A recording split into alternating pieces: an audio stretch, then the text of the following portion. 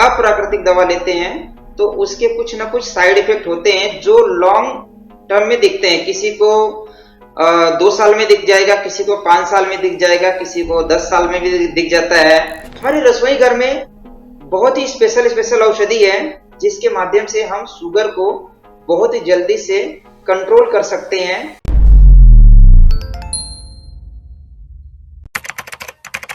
नमस्कार, D5 channel Hindi देख रहे सभी दर्शकों का मैं विभोर स्वागत करता हूं। आज हमारे साथ जुड़े हुए हैं धीरज जी। धीरज जी, आपका बहुत बहुत स्वागत है D5 चैनल हिंदी में। जी विभोर जी, बहुत बहुत धन्यवाद आपका। D5 चैनल के दर्शकों को सादर नमन। आपके चैनल के माध्यम से एक अभियान चलाया जा रहा है स्वास्थ्य के प्रति। जी धीरज जी, आज हम बात करेंगे डायबिटीज़ पे। ऐसा माना एक रिपोर्ट में सामने आया था कि इंडिया के हर चौथे इंसान को डायबिटीज़ है और उसको पता ही नहीं है कि वो डायबिटिक है। तो डायबिटीज़ होती क्या है, इसके होने के क्या सिम्टम्स हैं? डायबिटीज, शुगर, मधुमेह, जो भी आप नाम दे लें, हमारे आयुर्वेद की भाषा में, वैद्य की भाषा में इसे बोला जाता है राजरोग। राजरोग मतलब जो मेंटल वर्क ज्यादा करता है। जैसे राजा लोग होते थे, मेंटल वर्क ज्यादा होता था, फिजिकल एक्टिविटी कम होती थी और खाना हैवी होता था। तो ये लक्षण ज्यादातर करके उन्हीं को होता है। आज के हमारे ही कनेक्टिविटी में बहुत सारे लोग हैं, पेशेंट बहुत सारे जुड़े रहते हैं। तो शुगर, बीपी ये कॉमन है, दोनों भाई भाई हैं। कोलेस्ट्रॉल भी उसमें हम जोड़ सकते हैं। तो ये सब भाई भाई हैं। तो जिनको एक होएगा वो दोनों बाकी का होना तय है। तो शुगर फाइनली जो हम बोले तो ये राज रोग है। जो व्यक्ति फिजिकल एक्टिविटी कम करता है, मेंटल एक्टिविटी बहुत ज्यादा करता है, जिसका खाना डाइजेस्ट नहीं होता है, तो पेन क्रियाज हमारी एक ग्रंथि है। पेन क्रियाज ग्रंथि के अंदर बीटा सेल जो है इंसुलिन जनरेट करता है और वो इंसुलिन न बनना या कम बनना, ये डायबिटीज का एक मुख्य कारण। हमें बाहर से इंसुलिन लेने की जरूरत पड़ती है। धीरज जी, कहा गया है जैसे हम बाहर से इंसुलिन लेते हैं तो वो हमारे शरीर को कैसे प्रभावित करता है या कैसे उसके साइड इफेक्ट क्या क्या हो सकते हैं? देखिए, भगवान ने हमारा शरीर जब बनाया था तो हमारे लिए सारी व्यवस्था ऑलरेडी हमारे इन्वायरमेंट में दे करके रखे हैं। आर्टिफिशियल कोई भी आर्टिफिशियल चीज अगर हम बॉडी के अंदर डालेंगे, अप्राकृतिक चीज, आर्टिफिशियल नहीं, अप्राकृतिक हम बोल सकते हैं उसको। अप्राकृतिक जो प्राकृतिक नहीं है, अगर हम उसको शरीर के अंदर डालेंगे तो सीधी सी बात है कि उसके साइड इफेक्ट तो आना तय है। तो साइड इफेक्ट अगर हम कोई भी दवाई लेते हैं तो मेडिसिन के रूप में या अप्राकृतिक दवा लेते हैं तो उसके कुछ ना कुछ साइड इफेक्ट होते हैं जो लॉन्ग टर्म में दिखते हैं। किसी को 2 साल में दिख जाएगा, किसी को 5 साल में दिख जाएगा, किसी को 10 साल में भी दिख जाता है। तो जो इसके सिम्टम है, जैसे मैं हिम्स हॉस्पिटल में काम कर रहा था तो वहां पर भी बहुत सारे लोग आते थे, किडनी फेल हो जाता था। साइड इफेक्ट मामले में बहुत सारे लोगों का किडनी फेल हो जाता था। बहुत सारे लोगों को आर्थराइटिस की दिक्कत हो जाती थी, गठियावात जिसको बोलते हैं वैद्य की भाषा में। तो गठिया हो जाता था। बहुत सारे लोगों को शरीर में कमजोरी हो जाती थी, नपुंसकता की दिक्कत आ जाती है। ऐसे कई सारे सिम्टम जो है शुगर के कारण होता है और उसके दवाइयों के साइड इफेक्ट के कारण वो सिम्टम जो है और बढ़ जाता है। बहुत बार ऐसा देखा गया है, साइड इफेक्ट से बढ़ जाता है।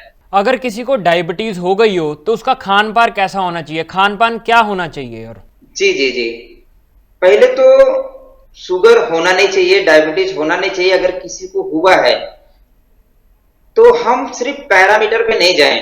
मैं लोगों को समझाता हूं, जिनको भी बीपी हो गया, जिनको भी शुगर हो गया है, जिनको भी कोलेस्ट्रॉल हो गया, ये क्या करते हैं, हम लोग डायग्नोस करवाते हैं। अपनी बॉडी का ब्लड हम दे करके हम डायग्नोस करते हैं। पैरामीटर पे हमें नहीं जाना है, बॉडी के सिम्टम पे जाना है। जैसे मैं लोगों को समझाता हूं कि भाई अगर आपको प्यास लगी है तो बॉडी सिम्टम दे रहा है कि हमें प्यास लगी है। भूख लगी है तो बॉडी सिम्टम हमें दे रहा है कि हमें भूख लगी है। तो वैसे ही हमारी बॉडी वो बताएगा सिम्टम के रूप में। सिम्टम क्या आएगा? अगर आपको बहुत पेशाब हो रही है, बहुमूत्र की समस्या, शुगर वालों को, बहुत सारे लोगों को होता है बहुमूत्र, बार बार पेशाब करने जाते हैं, जोड़ों में दर्द होने लगता है, आंखों के नीचे काले घेरे आने लगते हैं, ऐसे कई सारी समस्या है जो उनको दिखने लगती है, कमजोरी लगता है, किसी किसी को भूख ज्यादा लगता है, किसी किसी को नहीं भी लगता है, अलग अलग टाइप के सिम्टम है। तो हम क्या करते हैं, पैरामीटर जाकर के जांच करवाते हैं, ग्लूकोमीटर से हम क्या करते हैं, जांच करते हैं कि हमारा शुगर कितना है। तो जैसे हम नंबर देखते हैं, डॉक्टर हमें सजेशन देते हैं कि भाई आपका जो है शुगर बढ़ा हुआ है, आपको गोली चालू कर देना चाहिए। देखिए, अगर दिक्कत शरीर में है तो हमारी रसोई घर में, आपने पीछे नाम यहाँ पे देख रहे होंगे कि रसोई पैथी जी। हम बोलते हैं कि ऋषि महर्षियों द्वारा हमारे घर में सबसे स्थापित, सबसे प्राचीन चिकित्सा पद्धति अगर कोई है तो वो है हमारा रसोई पैथी, वो है हमारा रसोई घर। अगर किसी को शुगर डायबिटीज हो जाता है, किसी को हो गया, तो पहले हमें थोड़ा सा नियम में आना पड़ेगा। जैसे मैं लोगों को समझाता हूं कि भाई हमारी जो डाइट है, पीके डाइट, पूर्वजों की डाइट, पूर्वजों का भोजन, आपको घर से तो उपचार भी मैं बताऊंगा, छोटा सा डाइट के 1 मिनट में बताएंगे। बस खाली सुबह में भोजन भरपेट कर लेना है, एक टाइम पे एक अनाज खाना, जैसे चावल रोटी हम क्या करते हैं, दोनों खा लेते हैं। तो शुगर वाले जो पेशेंट है, जो बीपी के पेशेंट है, या जो कोई भी पेशेंट है, एक टाइम पे एक अनाज खाना। अगर आप चावल खा रहे हैं तो चावल खाइए, चावल दाल सब्जी चटनी सलाद आप खाइए। रोटी खा रहे हैं तो रोटी दाल सब्जी चटनी आप खाइए। रोटी चावल दोनों साथ में मत खाइए, क्योंकि रोटी का जो डाइजेशन टाइमिंग है वो अलग है, चावल का जो डाइजेशन टाइमिंग है वो अलग है। तो आपको एक टाइम पे एक अनाज खाना, क्योंकि उस समय हमारा पाचन तंत्र भी कमजोर हो जाता है। तो सुबह भोजन भरपेट कर लेना है, दोपहर में भोजन हमें नहीं करना है। दोपहर में हम सलाद खा ले, फल खा ले, जूस पी ले, और या कुछ भी ऐसा घर में हमारे आसपास में कुछ भी जो नेचुरल चीजें मिले वो थोड़ा हम खा लें। शाम को जब भूख लगती है, अगर हम उस समय हम भोजन कर लेते हैं, ये हमारी पीके डाइट है। शाम को 5 से 6 बजे के पहले, सूर्य अस्त के बाद शुगर पेशेंट को भोजन नहीं करना है, ठीक है। तो ये तो हो गया डाइट। हमारे रसोई घर में क्या क्या औषधि है, मैं रसोई घर के माध्यम से उपचार लोगों को बताता हूं। हमारे आसपास में जो पेड़ पौधे हैं, जड़ी बूटियां हैं, उसके माध्यम से उपचार बताता हूं। रेडीमेड भी चीजें बताता हूं, जिनके पास व्यवस्था नहीं रहती है तो भाई रेडीमेड भी आप चीजें ले लीजिए। पर फाइनल अगर आपको डाइट में आएंगे तभी आपकी दिक्कत दूर होगी। हमारे रसोई घर में बहुत ही स्पेशल औषधि है, जिसके माध्यम से हम शुगर को बहुत ही जल्दी से कंट्रोल कर सकते हैं। और वो धीरे धीरे अगर हम अपना रूटीन सही कर लें, आपकी सारी दवाइयां छूट जाएगी, आपका शुगर हमेशा नॉर्मल रहेगा। तो करना क्या है, हमारे जो रसोई घर में औषधि है, धनिया का बीज या धनिया का पत्ते हम बीज से लेते हैं, ताकि हम पाउडर बना करके रख लें। हम बीज से बताते हैं, जो घर के मसाले हैं। धनिया का बीज लेना है हमें, दालचीनी लेना है, मेथी दाना लेना है, हल्दी लेना है, छोटी इलायची लेना है। ये 4-5 चीजें, जीरा भी हमें ले सकते हैं उसमें, पर हम मिनिमम 4 से 5 चीजें। तेज पत्ता आता है, बहुत ही स्पेशल औषधि है, जो शुगर, बीपी, कोलेस्ट्रॉल, ये तीनों को, ये जो मैंने चीजें बताया, सब बराबर मात्रा में लेकर के पाउडर बना करके हम रख लें जी। खाना खाने के पहले आधा चम्मच से 1 चम्मच अपने पाचन शक्ति अनुसार गर्म पानी से फंकी ले लेना है, या गर्म पानी में घोल करके पी लेना है। और आधा घंटा बाद या 1 घंटा बाद आप भोजन कर लीजिए। आप देखेंगे कि आपको औषधि की जरूरत नहीं पड़ेगी। हालांकि आप डाइट पे आ जाएंगे तो ही आपका वो शुगर नॉर्मल हो जाएगा। पर अगर डाइट के साथ में अगर पुरानी किसी की समस्या है, तो हम ये घर की चीजें, अच्छा ये जो मसाले मैंने बताया, ये हमें साबुत लाना है, ऐसा नहीं रेडीमेड। जो हम लोग क्या करते हैं आज के टाइम पे, हम रेडीमेड पैकेट ले आते हैं। हल्दी का पाउडर लेके आ गए, धनिया का पाउडर लेके आ गए, जीरा का पाउडर लेके आ गए। ये जो पाउडर फॉर्म की जो चीजें आती है ना, विभोर जी, जब हम काम कर रहे हैं तो हमने ये चीज देखा है कि हम लोग औषधियां बनाते रहते हैं, तो बताते लोगों को बहुत मिलावटी होती है। आज के टाइम पे मिलावट का पूरा एकदम बाजार बना हुआ है, आपको कोई चीजें प्योर मिल नहीं सकती है। तो प्रयास करिए, आप खुद से लाइए, अपने हाथों से उसको कूटिए, कूट करके उसको मिक्सी में पीस सकते हैं, या आपके पास वो सिलवट्टा रहता है उससे पीस सकते हैं, या एक चक्की आता है, हाथ चक्की आता है, वो है तो उससे पिसवा लीजिए। जैसा भी पीस करके व्यवस्था हो, अपने हाथ से पाउडर बनाएंगे, तो जो उसका स्मेल रहता है वो भी हमारे नाक के माध्यम से बॉडी के अंदर प्रवेश करता है, वो भी उसका भी बेनिफिट है। प्लस हम अपने हाथ से बनाएंगे तो उसको खाएंगे तो उससे लाभ मिलेगा जी। ये हमारी घर की औषधि है, ठीक है।